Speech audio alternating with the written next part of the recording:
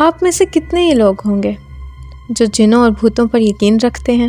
اس اتنی بڑے یونیورس میں ہمارے سوا کوئی اور مخلوق موجود نہیں ہے، اس بات کو میرا دماغ تو بالکل ایکسیپٹ نہیں کرتا۔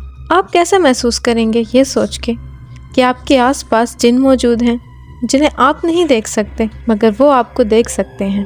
ڈر جاتا ہے نا دل یہ سوچ کے کہ شاید آپ کو ہر وقت کوئی نہ کوئی دیکھ رہا ہو۔ بچپن میں نے جنوں اور بھوتوں کے بہت سے قصے سنے ہیں، جن میں سے ایک بات یہ بھی ہے کہ رات کو جن بلیوں کے روپ میں اپنی سیروں پر نکلے ہوتے ہیں۔ ہماری آج کی کہانی بھی بہاولپور کے ایک نوجوان کی ہے جس کے ساتھ بھی ایسا ہی کچھ ہوا ہے، اور وہ اپنی کہانی سناتے ہوئے کہتے ہیں، مجھے چھت پر سونا بہت پسند تھا۔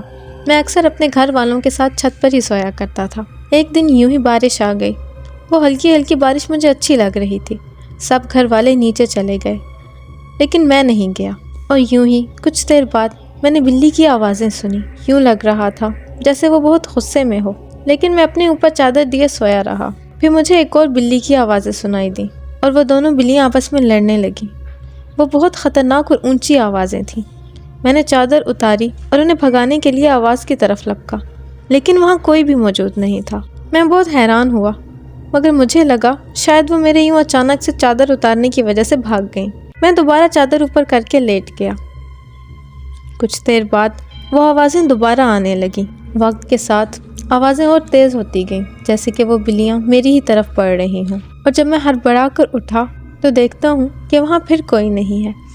پھر مجھے اپنے پیچھے سے آوازیں آنے لگیں۔ میں نے مڑ کر دیکھا تو وہاں ایک کالی بلی تھی جو دیکھتے ہی دیکھتے بڑی ہوتی جا رہی تھی۔ وہ بالکل خاموش تھی اور مجھے گھور رہی تھی جیسے اسے مجھ پر غصہ ہو۔ دیکھتے ہی دیکھتے وہ بلی مجھ سے بھی بڑی ہو گئی۔ وہ کالی بلی اپنی لال آنکھوں سے میری طرف ہی دیکھ رہی تھی۔ میں بہت خوفزدہ ہو گیا اور سیڑھیوں کی طرف لپکا۔ میرا سارا بدن ڈر کے مارے کانپ رہا تھا اور میں بے ہوش ہو گیا اور سیڑھیوں سے گر پڑا۔ آواز سن کے میرے گھر والے آئے اور مجھے ہسپتال لے گئے۔ مجھے کافی زخم آئے اور ریکور ہونے میں پورا مہینہ لگ گیا۔